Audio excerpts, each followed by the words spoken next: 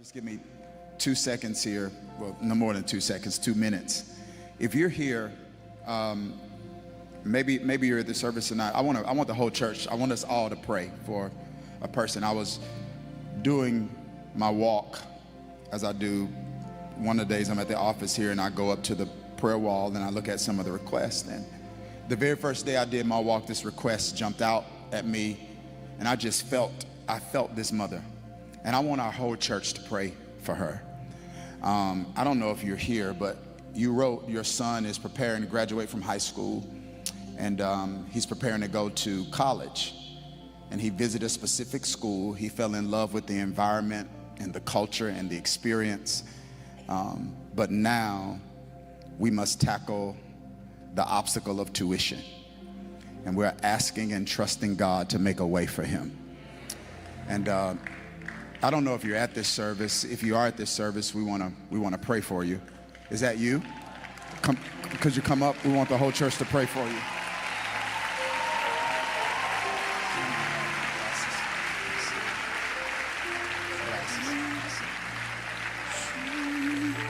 Come on, clap your hands. Clap your hands.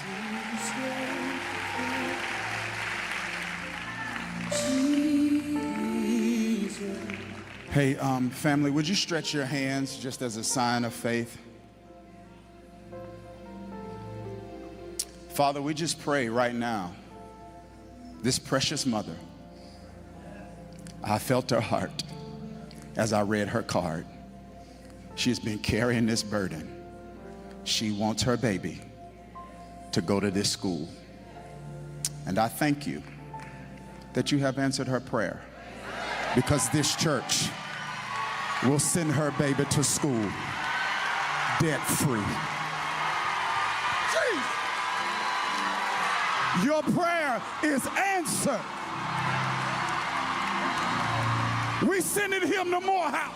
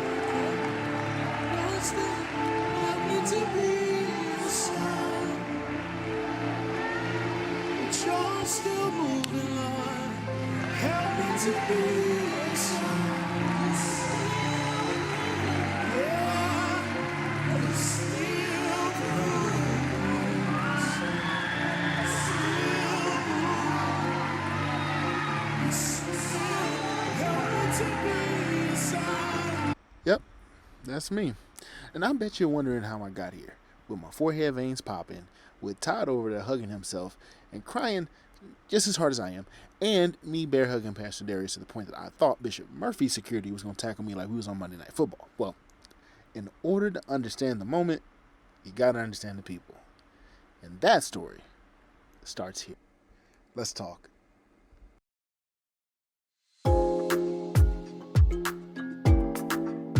Welcome to Conversation is King, where we talk love, faith, and relationships.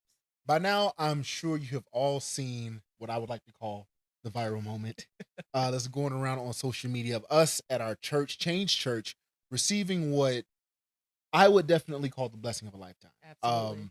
But in order to understand that moment, you have to understand these people. So today, we're going to get into it. And not just the day, not just the moment, because I'm still processing.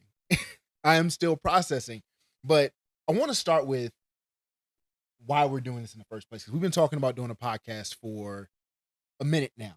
Yeah. and it's kind of been like this, I guess, circle the drain. Haven't really pulled the trigger on it. A lot of that is me, and one thing that Pastor Darius talks about is like how fears can cripple our calling or our current seasons that we're supposed to be in. But what is it for you? If I could interview you for a moment, what is it for you that drives you or calls you to share our story on a podcast? I believe we have a lot of good experiences to share, a lot of context. We all know that, the rear view mirror is bigger, um, of course, than the vision we can see with our eyes. So looking back, we definitely have a lot of wisdom that we've gained through the years, through the good and through the bad. And I believe that it could help a lot of people. I believe that we could provide information that we needed at that No, time for sure. to someone For else sure. that could possibly keep them from making the same mistakes we did. I'm going to warn you, we're going to be very candid. If we're going to talk, we're Mhm. going to talk. Have to. We're going to talk about it. Have to. And we're going to dive in. And I think it's really going to help a lot of people, cause a lot of breakthroughs, and even help us heal a little bit. Absolutely. I love that you said that we're going to be candid. I feel like in order to share a testimony like the one that we have to be honest. We have to be candid. We have to be transparent. But I'm glad you said that because there is a need for transparency. But the way I look at it, there needs to be a safe transparency. So for me, I'm going to be transparent enough to do what God has called me to do, but do so in a manner that protects the integrity of my family. That makes sense? So, we don't get deep in there. But some stuff just ain't y'all business. And I'm gonna some stuff just it don't concern you. And we gonna keep that, we gonna toe that line. Real good. But I don't yeah. know what he talking about, but wow. But yeah, I mean, I agree with you 110%. A lot of this for me is recent experiences where I've come across people, other young men like myself, who are either in relationships, in marriages, want to be in relationships, or like good relationships, Yeah. want to be in that marriage type relationship, want to be in kind of like where we are, to not sound kind of pretentious, but and there's a need out there, there's a yearning, there's a thirsting almost, and we've been through a lot. Yeah. Individually, together, we have seen some things. Yeah. So I Survive. we've survived some things. We've thrived through some things. So it's not just we gonna teach y'all how to make it through the toughest time. No, we're gonna teach y'all to succeed too if we can. Our story has so many different levels to it.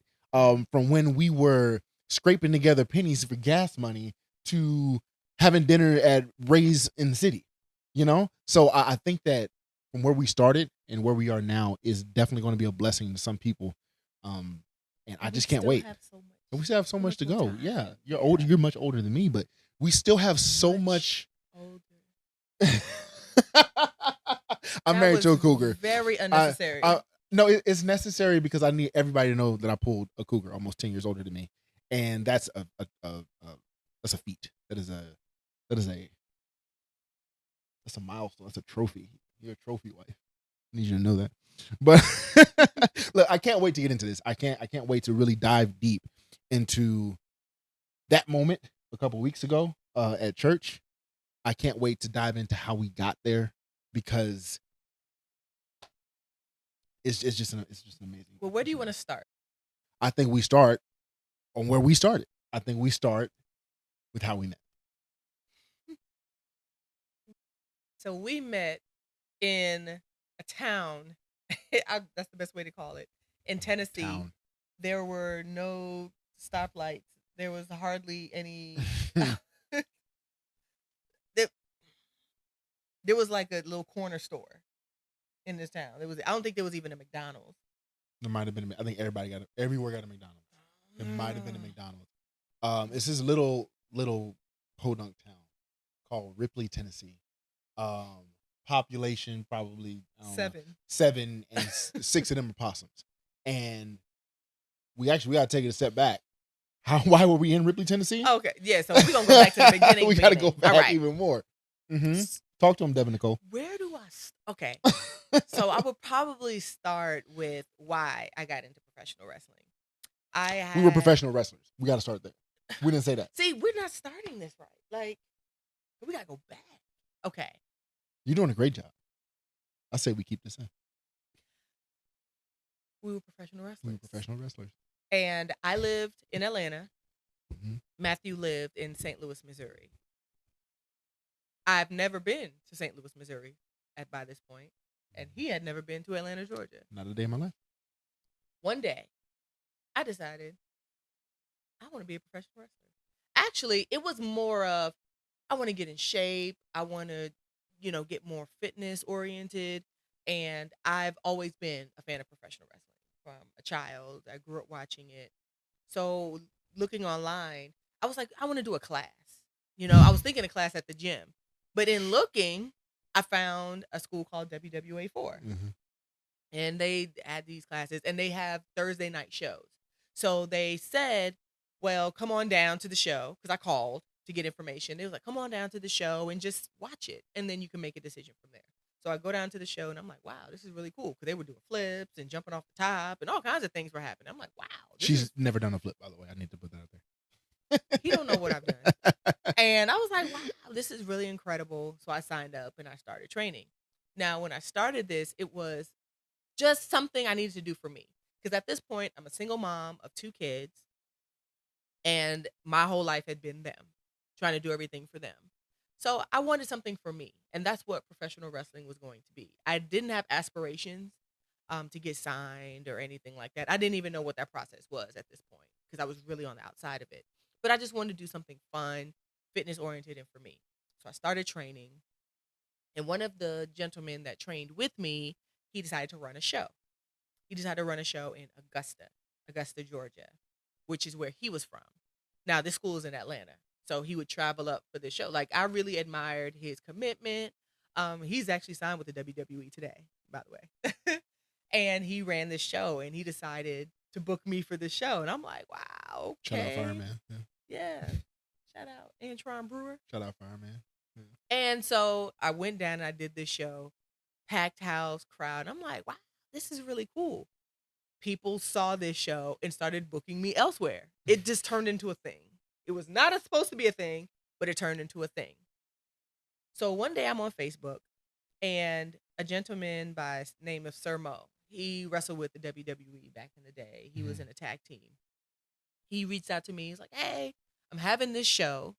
I would like for you to come out. We're also doing a seminar with Adam Pearce. At this time, Adam Pearce was like the face of the NWA, which is another independent wrestling promotion. I guess you would call him independent. I don't know if you call it independent, but that's a different episode. Yeah. Oh, all that part? No, I mean, just wrestling like that. No, I mean the NWA being independent or not. Who knows? We don't need a cover for that. We sure don't. So there was like, the seminar is going on, and then there's a show later on that night. You can come wrestle. Mm-hmm. So I was like, okay. I didn't even know a poster was made for this show. I was just like, he gave me the address. He told me what time to be there. Cool. I show up at this show. I show up for the seminar, should I say. The seminar was before the show. And I get there, and there was maybe 10 other wrestlers that were doing the seminar, but I was the only female. So we get dressed and stuff, and we're in the ring. And we're doing drills. He gave us this sequence of drills to do. So I'm doing it, and I look up, and I see this tall, dark-skinned guy. Well, brown skin, because it was dark in there, so he looked dark at the time, but, he was brown skin. Guy staring at me. I wasn't staring at her. And I'm like, here we go. Every female professional wrestler could tell you, every show you go on, there's going to be some dude's going to hit on you, that's going to ask you for your number, bother you, bother you. Bother it. Bother it. And I'm like, here we go. So the seminar finishes, and I start walking towards the locker room. Here's the guy. All right. Hey, can I talk to you for a second?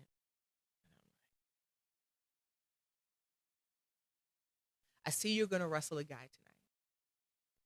And I just want to let you know that I wrestled him before. Mm-hmm. And he almost broke my neck. He did. So to give you context, I started wrestling in February. This is May. 3 months in. Rookie, right? So I'm like, wow. And so I asked him like how he was like, oh, I was able to kind of, maneuver out of it. I was a professional. I didn't know how to maneuver at that point. I barely know how to keep myself alive, much less keep myself from dying if somebody else is doing something to me.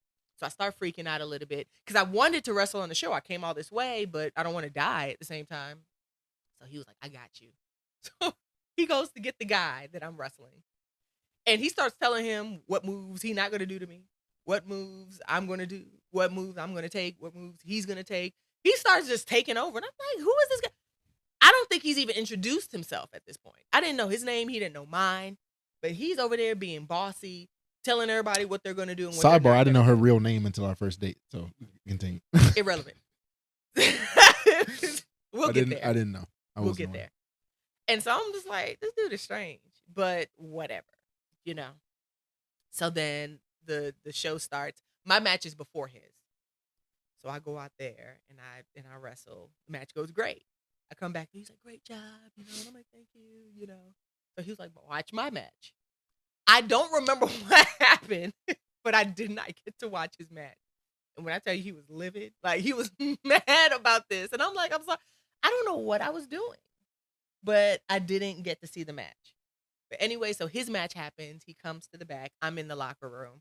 He finds a seat next to me. And when I tell you I could see every single one of this man's teeth, smiling and grinning in my face, flirting, all of this, right? And I'm just like, but I enjoyed talking to him. It was very nice to talk to him. Very nice young man.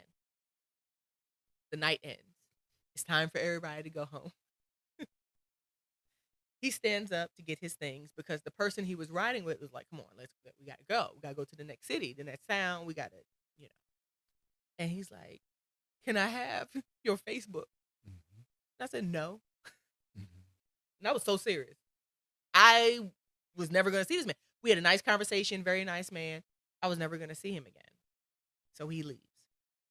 And then I leave and I start driving back home to Atlanta, which was a 6-hour drive, I believe, 5 or 6 hour drive. I get home. It's in the middle of the night. In the morning. So like maybe 5 a.m., 6 a.m. And I don't know what made me do this, but I go on to Facebook. Maybe I got home and I just, you want to scroll sometimes before bed. Doom scroll. Yeah. And I go on there and there's this message from this person that I'm not Facebook friends with that I don't know. I just want to see if you made it home safe.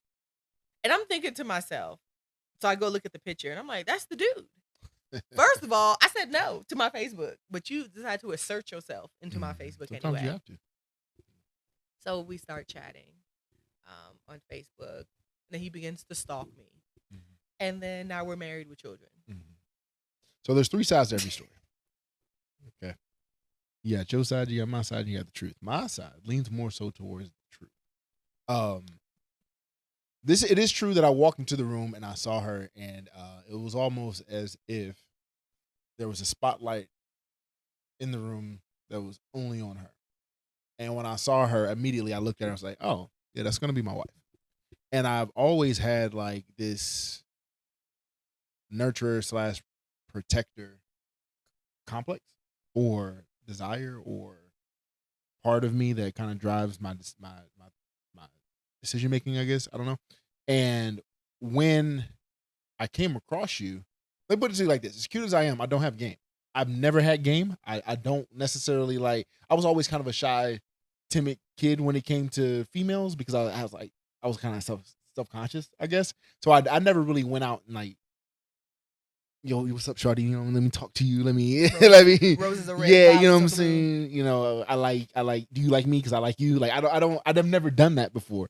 So do you like me? Check one. Yeah, check. Yeah, it was kind of like that. So it wasn't really I'm going to go up there and spit game and get her number and stuff like that. This is why I asked for your Facebook and not your number, because I didn't want to come off as another one, because, being in the wrestling business, yeah, I know. I ride with the dudes that you talk about. So I'm traveling with these guys. So I understand exactly, probably it's like, okay, here we go again. But to even take it a step back, wrestling was very much so for me a thing. Professional wrestling was an escape for me, going all the way back to when I first laid eyes on it when I was 5 years old. My mom used to have to work and she couldn't always afford a babysitter. And from 5, 6, 7 years old, I was sent home alone by myself. And one of the things that was keeping me company was pro wrestling on TV. And so I just kind of had this love and I fell in love with it. I almost had, honestly, this unhealthy relationship with it to where I felt like my entire success in my life was hinged upon professional wrestling. And, as you know, that took me down a dark path in life We'll get there. that, almost derailed me and my purpose. So, but yes, that's a different episode for a different day. But I took wrestling very seriously. It was my job. It was my career for 10 years of my life. I took it very seriously. So it's funny when you hear your side of what wrestling was to you. And to me, it was like, nah, this is, I live, eat, breathe. So I'm the Kobe Bryant of this. Like I'm in the gym at 4 a.m. and I go to work at my real job, and I get off, I'm training, I'm back in the gym. I'm working on promos, I'm working on moves. I'm in the car traveling, I'm trying to get on big shows. Like it was a thing. So for me, a lot of our relationship, because we met in wrestling, hinged on wrestling. But I will say, professional wrestling for me was how I was to meet my husband. I've come to realize that it was never about the purpose that I got into it, which is kind of divine if you think about it. Because there's no, if we really think about who we are, our backgrounds, who we know, where we're from, where we've been, where we're going, there is no logical explanation for how else we would have met. Yeah. Not for real. There's literally no other explanation for how we would have met. Like you said, you've never been to St. Louis. I'd never been to Atlanta. And we met in the most unlikely places.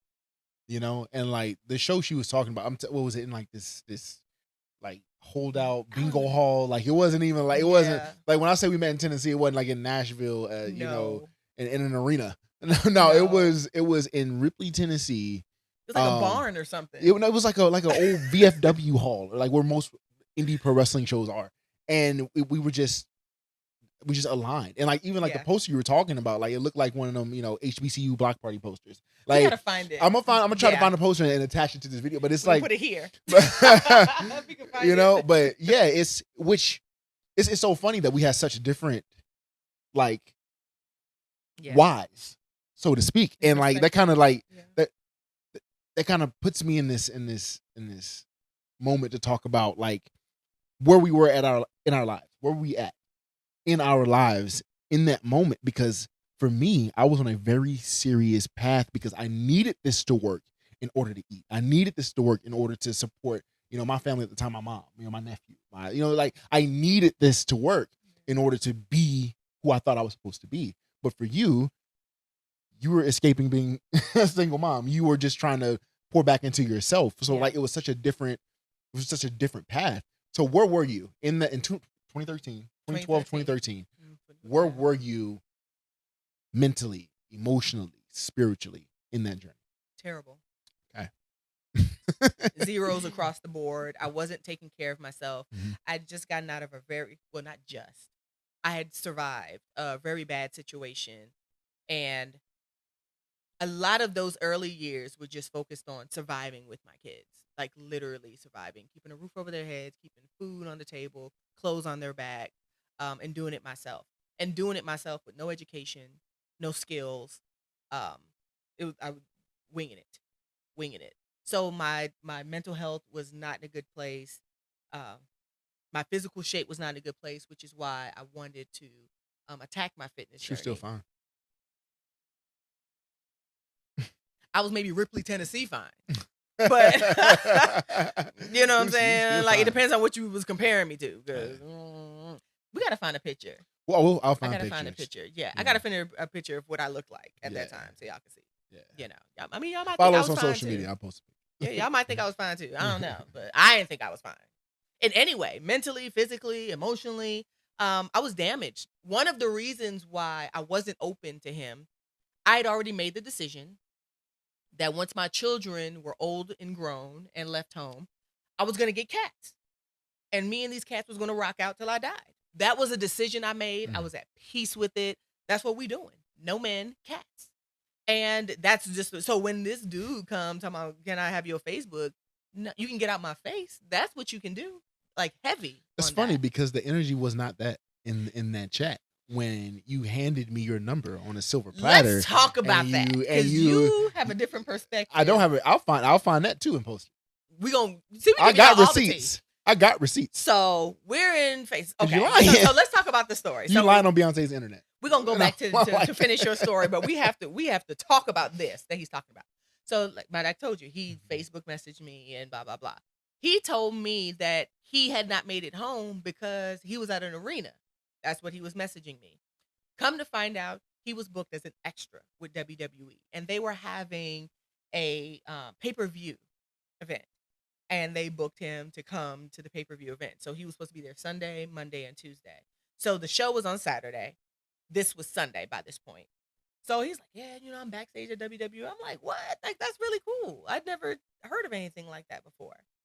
And so he's flirting and stuff, and he's talking to me while he's back there. And eventually, like, I am on social media, but I don't live on there. I don't get notifications. That's one thing I do not do. I do not allow social media to have notifications popping up on my phone. So he's messaging me, and I'm missing it because I'm not getting notifications. So I'm like, you know what? Fine. Here's my number so that we can come off Facebook because you're obviously not going away. So you can get more notifications? It's a good spot to pause. Turn it off and turn it back on. I don't know how to- You want it back on or you want it all the way off? Back on. Yeah, because we're getting better. Commercial break.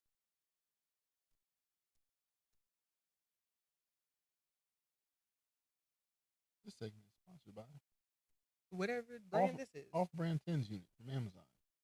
is doing the job. Let's leave this in. My back hurt, y'all. So I got my 10 G. You know why? Okay, we're cutting that out. He just always ruins stuff. He always ruins things. This is my life. This is 13 years of this. So we were talking about how you handle. And so that's why I gave him my number because Right. he just made the decision he wasn't going away. And I was going to keep missing his messages. And She he wasn't seemed- missing nothing. And You're he lying. seemed... You didn't miss anything. It was back. It was ding, ding, ding, ding, ding, ding, ding, ding. It was back and forth. You didn't miss nothing. You didn't miss a single message. We're going to look at the timestamps and everything of the messages. Yeah, We're you going didn't to miss do all nothing. He was replying, and then he was like, "Just text me. Just call Yeah, me." just text me because this is too 'Cause much. she was ready. This is too... Cats. Ready spaghetti. Cats. I was waiting Ready for my spaghetti. children to grow up so I can get my cats, and that's what we were going to do. Okay.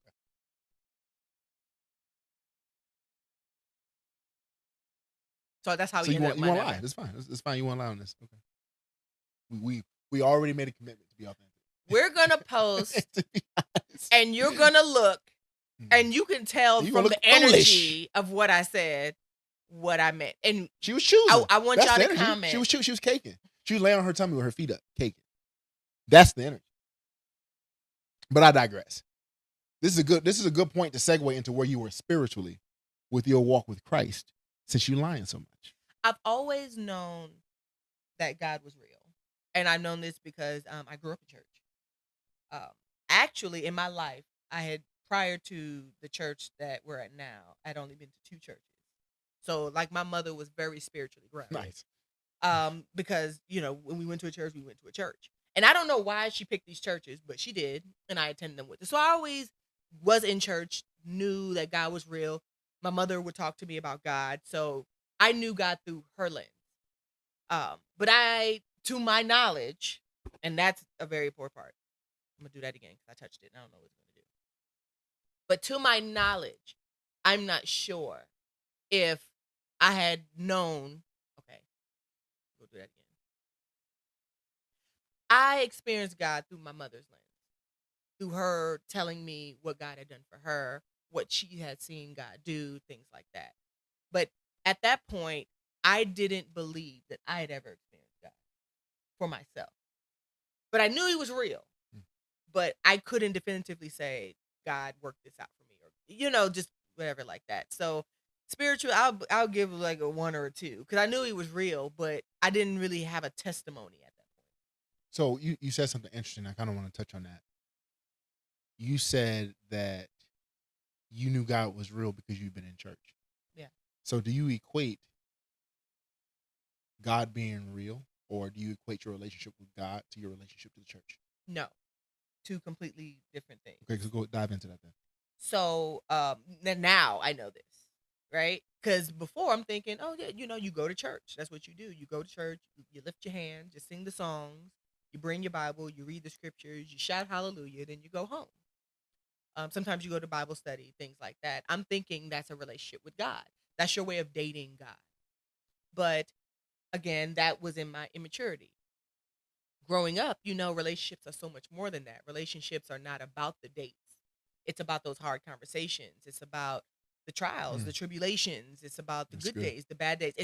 And that's what I've grown to realize. So at that point, I don't think I was even aware of the deficit in my spirituality, but I thought I was doing okay because I went to church. Same to an extent. Like, I don't know who it was. Maybe it was my mother, maybe it's my father, because as you know, I'm a PK, I'm a preacher's kid, but I still also had this awkward, adverse relationship to what I'm gonna say the institution of church. But I've always been favored. Even in moments of my life where I know I wasn't where I was supposed to be spiritually. You said 2 out of 10. I was probably about a 0.5 out of 10, but I was still covered. Yes. And I was still, there were some things that should have broke me, killed me. Prison. Man. All that. And then some, but it didn't. And I always knew, even when I chose to ignore it, that God was walking right next to me.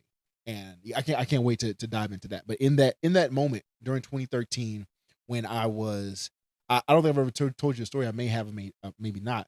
But the day that I was messaging, I was begging to get into the building. That's how serious I was about wrestling. Really? I wasn't actually booked for Sunday. I was begging to get in. You never told me. I was guys, booked. Y'all are getting a tease. I was booked for Monday, Tuesday. Wasn't booked for Sunday. What? So, but even the night that I met you, I knew, I'm going Sunday. When I tell you I was serious about this was going to be what funded my dreams. This was going to be what put my children that I didn't have yet in a home. This is what was going to put food in my refrigerator. I was so serious about this. So yeah, I was on the phone like, hey, I'm here in the parking lot. Can I come in? And wow, I never did. Never once did I run that by God by any means. But so in that point in my life, I was actually in a very negative relationship with the church because of my experiences I had. You said that you and your mom have been to two churches in life. Me and my mom had probably been to 200 churches in life, and that's not really an exaggeration. If I can be transparent, my mother suffers from bipolar schizophrenia, diagnosed back in 2012, actually. But before that, we didn't know. She was just going through and just taking us with her. And so her connection, because a lot of people with mental health issues have these triggers, these mental connections. Some people, it's aliens. Other people, the CIA is after me. With my mom, it was the church. So growing up with her, under her, because I didn't grow up in a household with my mom and my dad, but growing up under her, it naturally kind of they put this bad taste in my mouth about church. Because why is the church being mean to my mom, being mean to us, causing all this negativity in our lives? So because of that, my mother was spiritual. She was you wake up on Sunday morning and hear church music, it's time to clean mom. I've seen her pray. I've seen her. She's the only one of the few people in my life that I've ever seen speak in tongues, and I believed it. So she had a relationship with God, but her relationship with the church ruined my relationship with the church.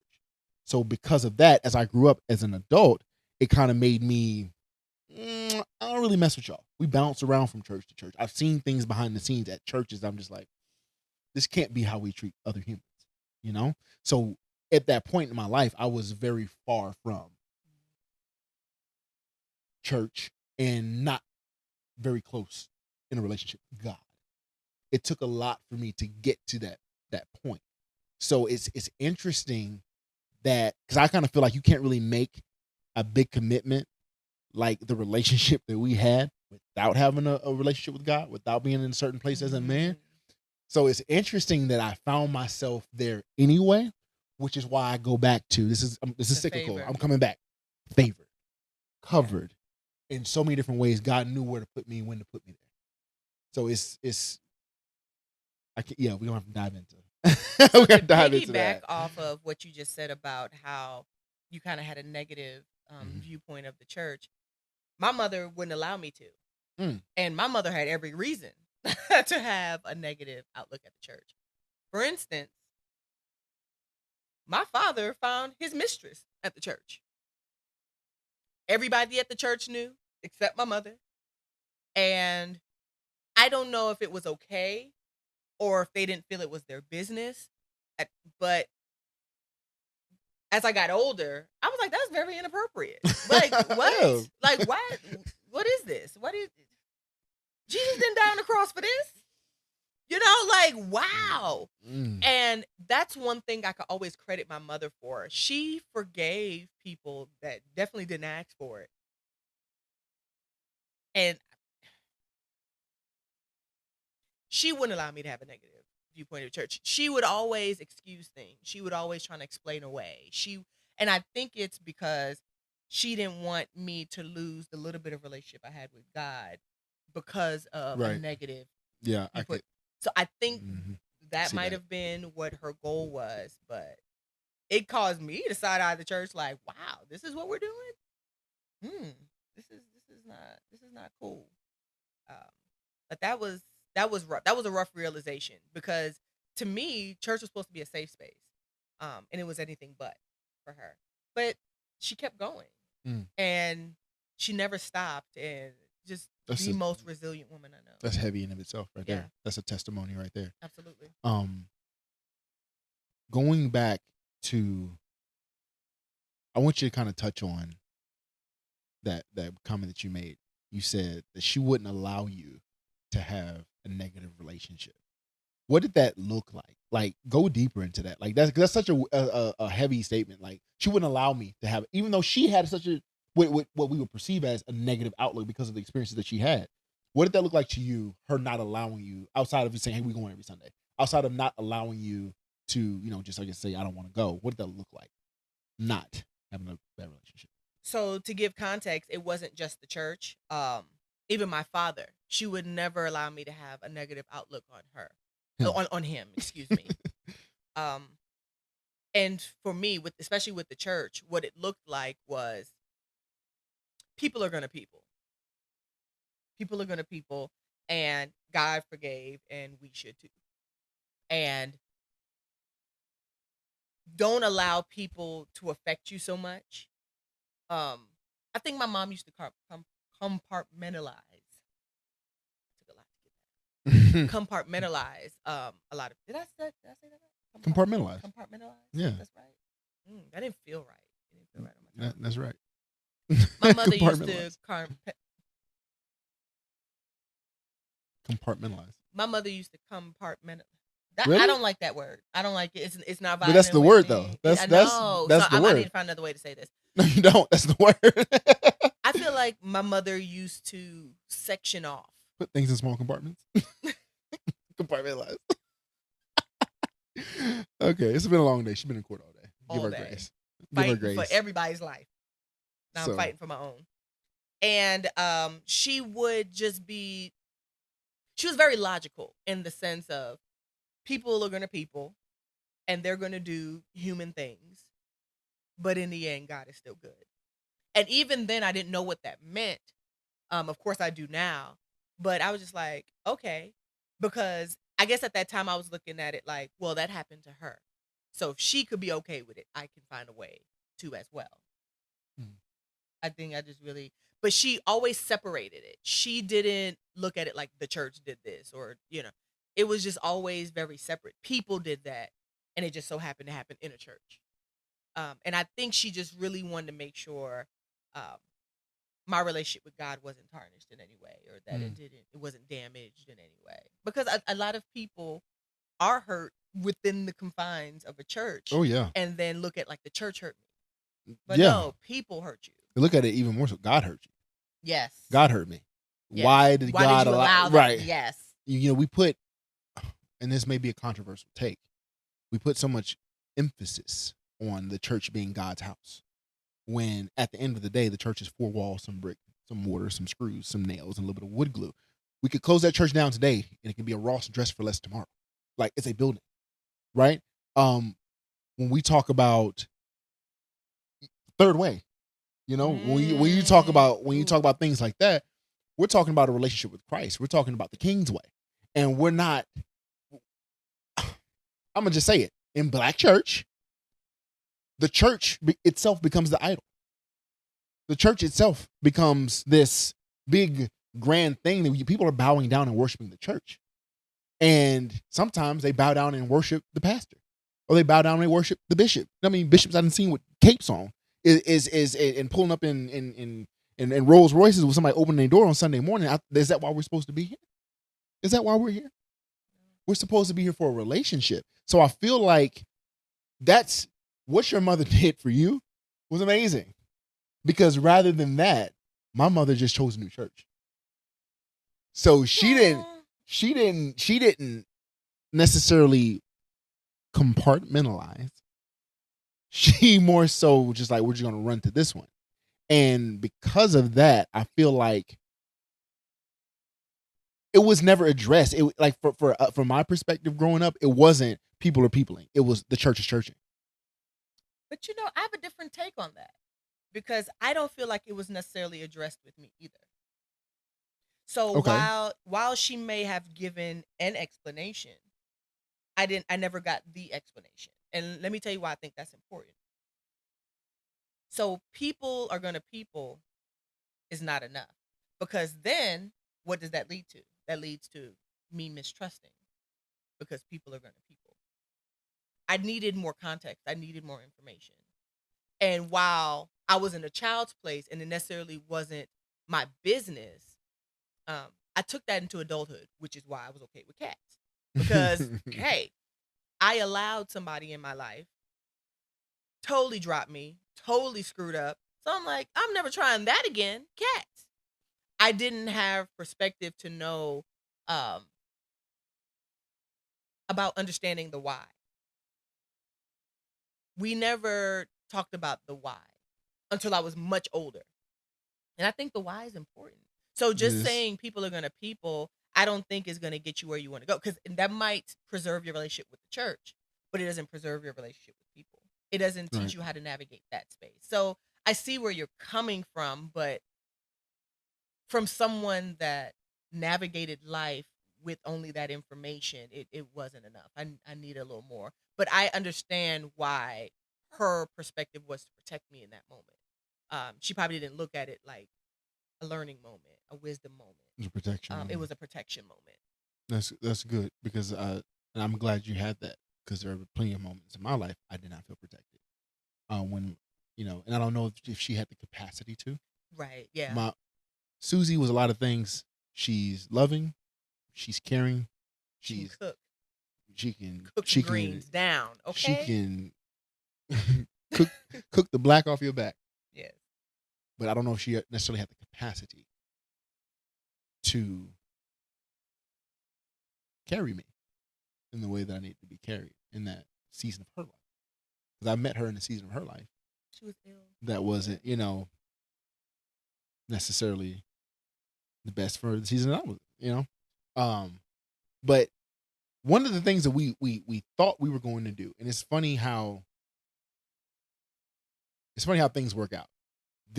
When we planned to do this podcast, when we planned to do this episode, the idea was to tell this story leading up to Miracle Sunday and give like a backstory on us within the confines of an hour.